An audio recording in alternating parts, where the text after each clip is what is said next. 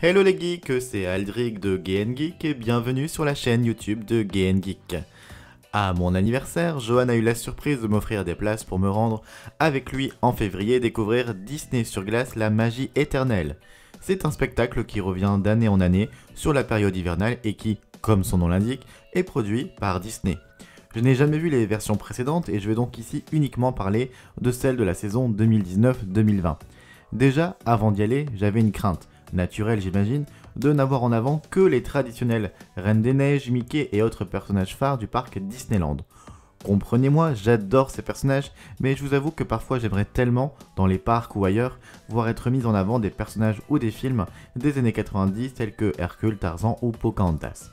Heureusement de ce côté-là, j'ai été quand même agréablement surpris. Au niveau du scénario, rien de bien original, mais un fil rouge qui fait le job.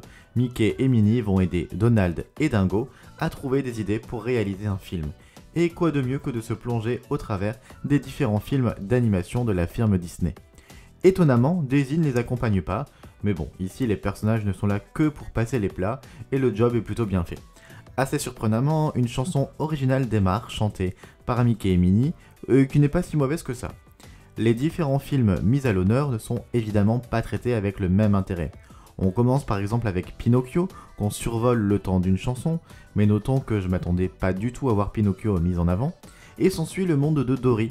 Johan était ravi, c'est l'un de ses Disney préférés, et Dory fera partie de ces films qui seront mis en avant durant le spectacle, c'est-à-dire que le film est revisité au travers de plusieurs chansons et scènes emblématiques, amenant entre 5 et 10 minutes le traitement lui étant réservé. Je l'avoue, je n'ai jamais vu le monde de Dory, mais ici les artistes se donnaient à cœur joie avec des costumes originaux et bien pensés. On a eu le droit également à La Belle et la Bête, reprenant ainsi plusieurs chansons du film de la même manière que Dory, étant un de mes films préférés, j'étais ravi. Même s'il était assez drôle et rigolo de voir la bête patiner et danser, ça décrédibilise un peu le personnage. La Belle et la Bête vont permettre d'introduire le bal des princesses, et c'est ainsi que vont défiler pour 1 à 2 minutes chacune toutes les princesses importantes de la marque accompagnées de leurs princes. Nous aurons évidemment des tenues fidèles aux personnages mais bien raccourcies pour les robes et pour les jupes, à part réponse. Johan soulignera d'ailleurs qu'il faut sans doute plaire au papa dans l'assistance. Moi je pense surtout qu'il faudra à ces princesses le confort et tout le loisir de bouger à merveille les jambes. Les numéros qui s'enchaînent sont magnifiques et les duos sont vraiment beaux. Certaines musiques sont réarrangées et c'est vraiment bon comme pour Ce rêve bleu, et on a l'impression, c'est simple, d'être à la parade Disney. Cendrillon, Blanche-Neige, étonnamment très populaire chez les petites filles, Réponse, La Princesse et la Grenouille, Aladdin et Jasmine, La Petite Sirène et Eric, elles sont quasiment toutes là. Ce qui permettra de suivre avec La Reine des Neiges. Impossible pour un spectacle pareil de passer à côté de sa poule aux œufs d'or, et on sent dans la salle, tout le monde attendait cette partie-là. Grosse partie qui dure à peu près une quinzaine de minutes, avec toutes les chansons du film qui sont reprises. À l'exception de Sven, les personnages sont toujours présents et la salle s'enflamme durant Libéré, délivré. Cette partie-là était bien traitée, les décors étaient beaux et les effets nous permettent vraiment une réelle immersion dans le film. L'entracte passé, j'avais un peu peur de ce qui suivrait, toutes les princesses ou presque ayant été déjà sorties lors de la première partie, et au final on a eu droit à un retour d'Aladin et du génie dans un numéro beaucoup trop long. Cette version du meilleur ami était interminable, et pas même l'apparition de Jasmine, drôle de choix. Toy Story fut mis en avant avec le Toy Story 4 et une histoire autour de fourchettes. Woody, Buzz, Jessie et la bergère étaient les seuls personnages du film repris évidemment, vu qu'ils sont tous des jouets humanisés. Bien que j'adore ce film, le rendu était assez dérangeant.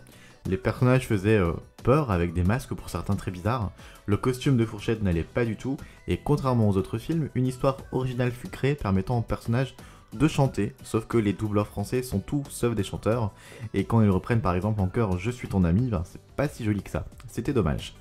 Heureusement, la belle surprise pour moi fut de découvrir par exemple Mulan. Sans doute pour faire le lien avec le film live qui sort dans quelques mois, la princesse chinoise est remise en avant. Par contre, si vous ne connaissez pas le film, comme Johan, vous n'aurez rien compris à l'histoire tant la mise en scène était décousue, rapide et bancale. Certes, on aura le droit à Réflexion ou Comme un homme, ainsi que quelques passages instrumentaux, mais on n'a pas vraiment le droit à la fin du film et je sais pas, on a l'impression que le numéro fut ajouté un peu à la dernière minute. Évidemment, le spectacle se clôture avec l'inoubliable Roi Lion, remis au goût du jour en 2019 avec la version live. On a ici Timon et Pumba qui nous entraîneront sur Hakuna Matata, l'apparition de Rafiki et un numéro très sexy et très sexualisé entre Simba et Nala sur L'amour brille sous les étoiles. Alors j'ai adoré, nous avouons-le, le costume était très sexy. On aurait dit une version vraiment Cats du film. Le final sur l'histoire de la vie permet de retrouver tous les personnages du spectacle pour le salut général, et nous voilà, après 2 heures de spectacle, à applaudir et ressortir satisfaits du show. Les numéros sur patins ne sont pas mauvais du tout, même si pour certains les costumes est un inconvénient. La diversité des films proposés va plaire au plus grand nombre, et j'avoue que je serais curieux du coup de connaître la programmation des années précédentes, donc si parmi vous certains y étaient allés, n'hésitez pas à me dire quels films furent mis en avant, et je pense que par curiosité de mon côté, j'essaierai d'y retourner l'année prochaine. Voilà, c'était tout pour aujourd'hui les geeks, n'hésitez pas donc à laisser un commentaire, et je vous dis à très bientôt.